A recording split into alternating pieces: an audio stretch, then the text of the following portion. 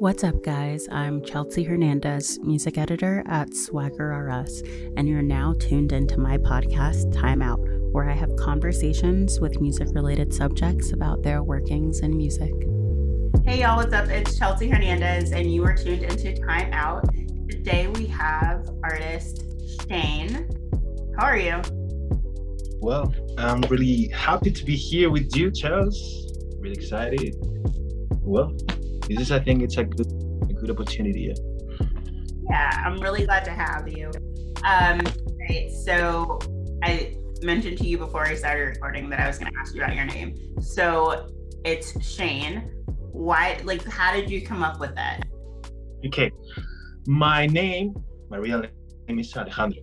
It's a Spanish name, but I decided to check how my name, or the origin, my name, and it's a Greek name, origin in Greece, like no time, and the name is Alex Shane. So I decided to take XEINN, and I added an N, like it's two N's, and that's the name. It's like Alex Shane. It's something strong, so powerful, and I think it's a good meaning too of the name. Nice. Okay. Yeah, I was really curious about that because it's completely different from your actual name. So, Yeah, for it. It's like, yeah, so different. yeah. So you are from Spain. Yeah, from Spain. Nice. Beautiful. I've always wanted to go. You gotta go. You gotta come to Spain because it's a really, really incredible country. It's so beautiful. Yeah, I will get there at some point, hopefully soon, once things kind of go back to normal. I'll definitely Yeah. out there. So growing up in Spain, what did you grow up listening to? Like what music, artists? Yeah, this is when since I was like a child, I've listened to music of all kind of genres because my father used to play songs or music, American music, British music, all in English, like rock and roll, blues, jazz, funk, hip hop, soul, electronic music, a lot of genres. And that influenced me when I was like a little child. But as I grew older, I began to enjoy music genres like R&B, trap, pop, house, electro, synthwave, a lot of genres. But English, like I don't. Sometimes I can listen to Spanish music and it's good, but my musical culture is in English. Like all of my music culture is in English. Oh, why? That's so interesting. Why? Maybe my father influenced me that because when I was child, as I told you, all the music I listened to it was in English, but I don't know if it has an explication or a concrete explication, but I think it's so different. It's like so much better English music. I don't hate Spanish music, of course, but it's like I feel like my musical culture it's not from my country, right? And sometimes it's like, okay, I don't like this Spanish culture or musical culture at all. But I don't know why. Maybe my father influenced me. All the music that I listening to is in English, so I don't know. Maybe that's the reason. And English music is so much better, so much better for real. Interesting. Well, thank you. I guess on behalf of all English speakers, I guess. I don't know. The fact, all the story of the music starts like, or at least the music that we're hearing or we're listening to right now, except for reggaeton, for example, but rock and roll, blues, jazz, trap, R&B, soul, all of these genres, uh, like we're creating or we're made in an English context, right? In United States, of course, but yeah, it's the music that I've listened. So maybe that's the reason. I think, yeah. What artists, like what, I guess, English artists did you, or maybe are your favorites? Well, the first position we have The Weeknd. Mm, first position, and I want to show you something. How can I turn the camera? Like as you can see, I'm a completely fan. Wow. Yeah, I'm a completely fan of The Weeknd. Like, damn, he's incredible. Here's my YouTube. Okay, you can see. Nice. 100,000 followers again. That's good. But yeah, The Weeknd, he blows my mind. He's incredible for real. He's like in another level. I've been listening to The Weeknd like for a long time ago. He influenced all my music. Not only his music, but like he as an artist too. It's something like really, really different for me, and I always like to listen to it or to The Weeknd like on a daily basis. And he's someone that influenced me a lot. Yeah. I can. Okay. I can talk about more artists too. For example, I like artists like Bryson Tiller, Post Malone, Drake, Party Next Door, Rihanna, Beyonce. But I want to talk about two artists that are not in this level. The Canadian Anders, that he's too good, too good, and the American NBDY, like they are in the R&B soul scene too, and I think they're too. They are really good, and I listen to these two guys like not on a daily basis, but you know, I used to listen to these two guys, and well, just Bieber too. I can say like a lot of people. Yeah. Wow. For The Okay. Weeknd. I definitely hear like influences of The Weeknd in your music. So that's interesting. That's one of your favorite artists. Yeah. When did you start singing? Like how old were you? It's curious because I started when I was 9 years old. I was in the school choir. It's the correct expression, yeah. And well, I love to sing constantly anywhere, but the choir was definitely dissolved, you know. But I continue with the music, playing the piano, the violin.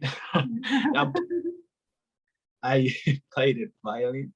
That gave me knowledge about music theory. But I think talk about dedicating myself more professionally to music or to singing. That was in 2015. Yeah. Nice. But what made you decide that you wanted to be a singer, like professionally? Well, I can tell you like the story, not a long story, but I can tell you. Okay. Yeah. So to realize more, before 2015, okay, I was in the choir, playing the piano for 2 years, but I hadn't sung for many years before 2015. It had almost disappeared from my mind, from my head. It was something really, I don't know why, but you know, you're growing and you focus on other things. I don't know, but it had almost disappeared from my head. But in the summer of 2015, like I was listening to a lot of music, specifically R&B and a bit of pop. And I remember that I was listening to some songs, the Weeknd songs, Bryson Tiller, Post Malone too, and I decided to sing. I don't know if this is a correct expression, like over the songs, when you play a song and you decided to sing on top of the song. I don't know if this is the correct expression. Like over the melody, like over the song, like the Weeknd is singing, I decided to sing too. Oh, right? Okay. So yeah, okay. And like I noticed that my voice sounded very good as I remember in the past, and I decided to try this with more songs, and it continued sounding very good. So after months singing, or like nothing professionally, I decided to take like a bigger step, because I was like 2-3 months singing on my own, like nothing serious. But I decided to take a bigger step. That's going to singing classes, singing lessons, to learn more about technique, music, to improve, right? And this is a curious anecdote because when I decided to tell to my fathers that I want to go to singing classes, to singing lessons, was when I was recording a cover. It was Ernie, I think, by the weekend. And they heard that someone was singing, like they didn't know because they didn't know that I was singing at that point. But they hear that those sounds were coming from my room, and for their surprise, it was me who was singing. And they tell me, "Damn, you're singing again. You're doing so good." And I decided to tell them that, please, Father, I want to go to singing lessons. I want to improve. Like, I realized that music was my life at that point, and that I was going to dedicate myself to it for my whole life, like whatever the cost. And that was the point, yeah, I think.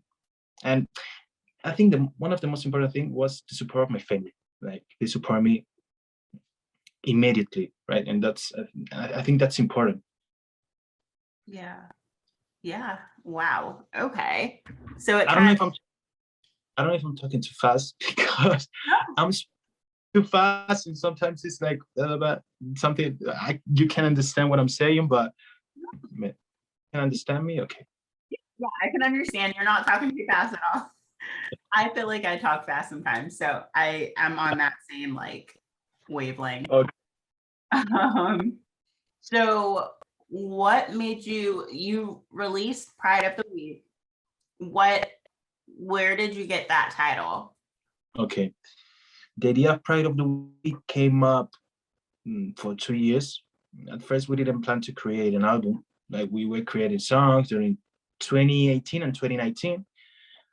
But at the end of 2019, we decided to give a shape, like to everything what we're creating, to release an album. And basically, the idea of Pride of the Week is like it's related to all my experience that I had on a personal and emotional level, situations and emotions such as sadness, loneliness, a painful breakup, or enjoying meeting someone you love. Talk about problematic experiences in the past, or reflections on how my life is going. Right, something so personal that some people or a lot of people um, like can see as something negative or someone who's weak, right? Because sometimes people think that when you show your emotions, you're weak, right? It's something negative, weak. So I interpret I interpret uh, I think all these feelings or all my experience as something like make me stronger as a great person. I really feel proud of what I've lived and what I've been through, like make me the person that I'm today. So I'm feeling, I feel really proud. I'm feeling really proud of what I've been through. And I don't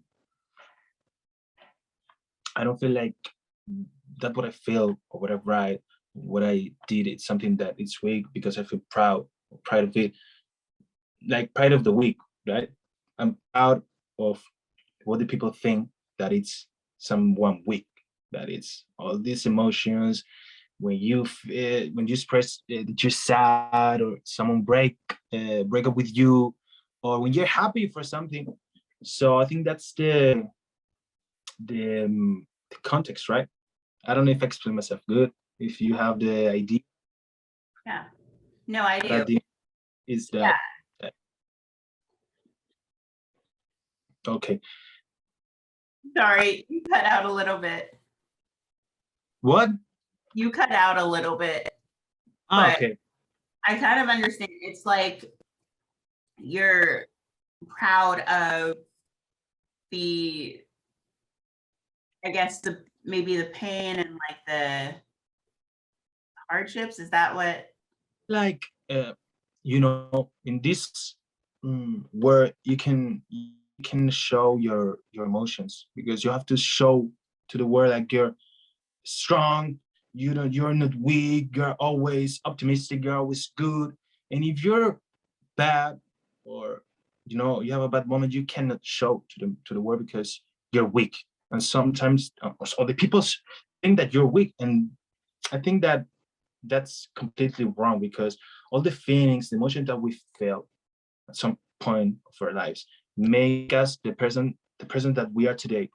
And we lived, or we have been through like all the experiences, right? And it's not something bad, it's something good, because make us stronger and a brave person, right? Mm-hmm. So that's the meaning. I'm proud of my feelings, of what I've been through, right? I don't have to hide anything. Okay, that makes a lot of sense. All right. Okay.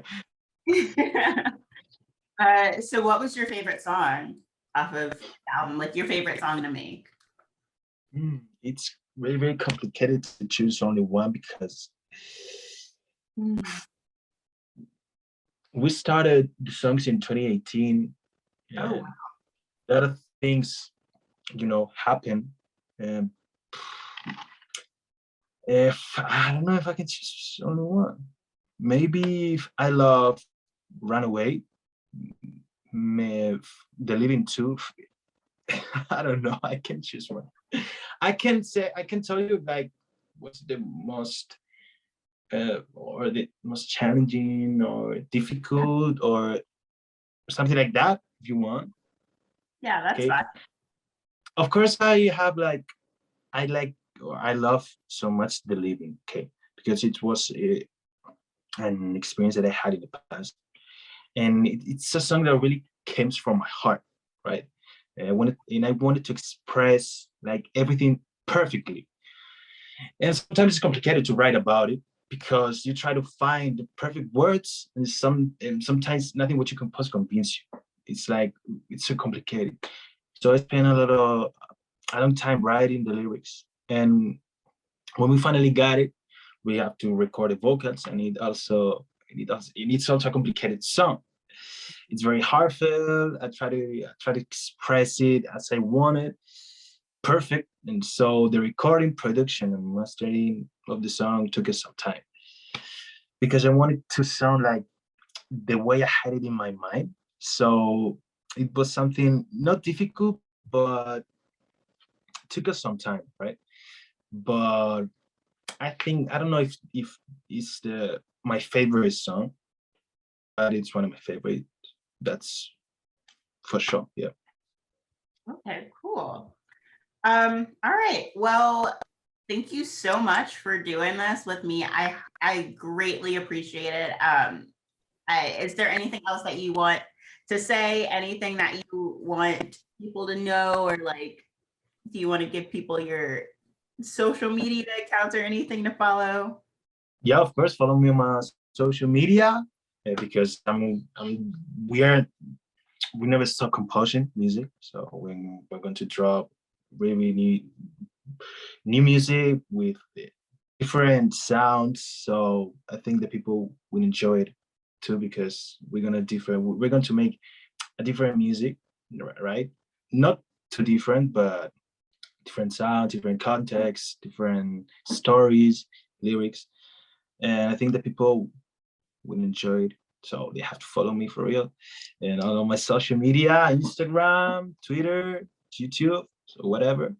And yeah, I don't know how to say it. My username, like, I don't know, but it's let me look it. Is it just, I'm gonna look it up. It's XEINN _ on Instagram. Yeah. I don't know. Is it the same on Twitter? I don't know I don't know the name in English. All right, I'll look it up on Twitter. Last thing, username. What's it? Okay, it's _ underscore. Yeah, XEINN on Twitter as well. So that's a tweet. Yeah. So everyone, follow Shane, and thank you so much for watching. Make sure you follow Swagger Us. Yeah, of course. Make sure you follow Swagger Us for the latest in music, fashion, and creative culture. Thank you for listening to this episode of Time Out, and be sure to subscribe, rate, and share the podcast on Anchor, Spotify, Apple Podcasts, and wherever you listen to podcasts. Also, be sure to follow us at SwaggerRS on YouTube, Instagram, Twitter, and Facebook.